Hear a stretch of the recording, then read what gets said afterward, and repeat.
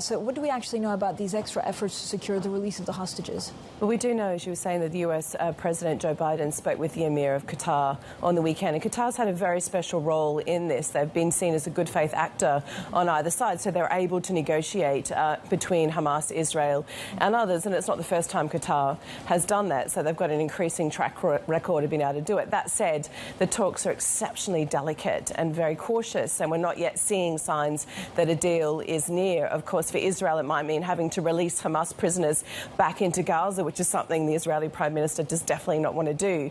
And equally, at the same time, Hamas doesn't seem to want to relinquish Israeli citizens back into Israel. So little signs of progress going forward, but no sign of a deal actually eventuating yet. And then at the same time, so we had Arab leaders actually meeting over the weekend. They have a united message. Emmanuel Macron came out, and I think the first world leader in G7 asking for a ceasefire.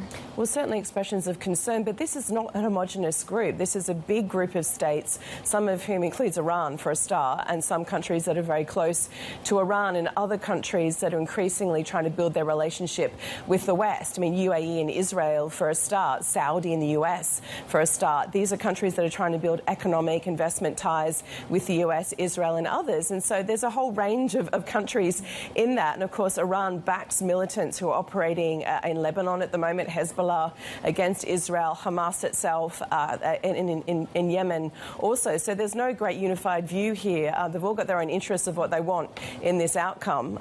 So nothing beyond sort of bland general statements from that meeting. Rosa, at the same time, so the US has struck this Iran-linked facility in eastern Syria. What more do we know?